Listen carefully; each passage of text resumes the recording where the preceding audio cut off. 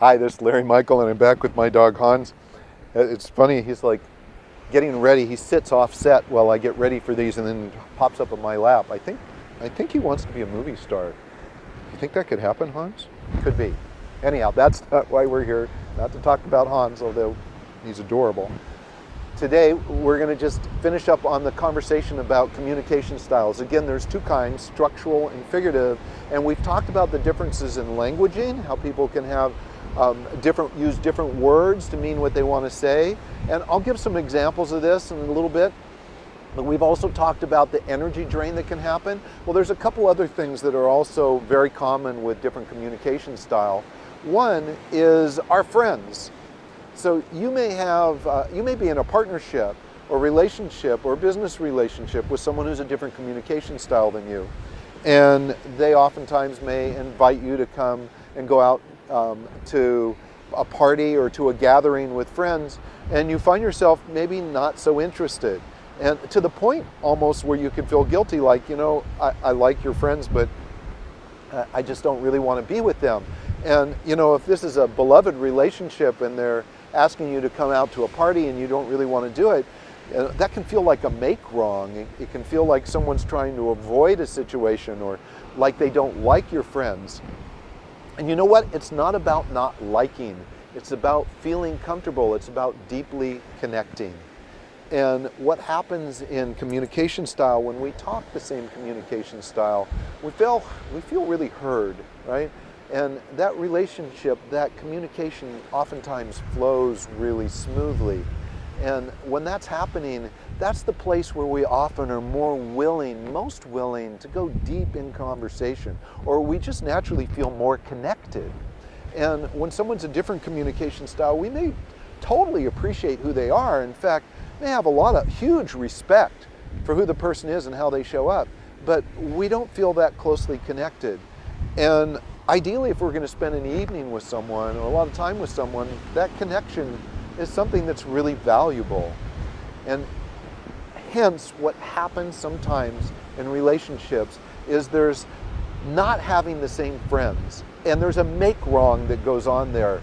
And I want you to dispense with that story. There is no make wrong. Please, please do not do that. Just know that there's an energetic difference, and it's common for people that are in relationships with each other that have different communication styles, that they have different friends. So I invite you to embrace the different friends and definitely honor your partner's desire to want to go hang out with someone, and be okay with say, you know what, honey, that's cool. Go spend time with them. I want you to.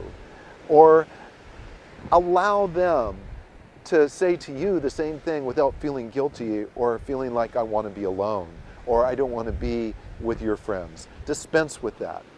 The other piece now that I want to talk about is sense of humor. Now, the two different communication styles oftentimes have a different sense of humor. And that doesn't mean that you don't like the same stand-up comics. It's like we all love Robin Williams, or most of us do, right? It doesn't matter what our communication style is. He was magnificent. Now, that's not the humor I'm talking about. I'm talking about that moment when you think about something and you just like, you get this elevated, this excitement around it. It's something that makes you laugh, makes you giggle inside, and you go to share it with your partner, and your partner looks at you and goes, was that supposed to be funny? And they honestly think that you're funny, but not funny haha. It's like funny strange. And what you thought was really humorous could literally go right over their head, or vice versa. And so oftentimes, like, my beloved often tells me I'm corny. Now, fortunately, she can laugh at it most of the time. But some people, when I say something that's kind of corny, they don't think I'm corny, they think I'm really strange. And I could take that personally, right? It would be really easy to go, oh man, I thought it was so funny. And the reality is we just have a different sense of humor. Look, all of us have had the experience where someone says to us, out of the blue, they go, wow, you're really funny. And you think to yourself, wow, I forgot I was funny. Because listen, all of us love to take ourselves lightly. There's an old saying that I love that Angels have wings because they take themselves lightly. And so there's a need for humor and levity in our lives. And we don't want to be shut down by someone else. We want to be understood and appreciated and hopefully embraced for that lightness of heart that we carry with us. And so this piece is just to understand that in communication style, sometimes that sense of humor is not the same. Don't take it personally. Please don't take it personally. Just know that it's a difference.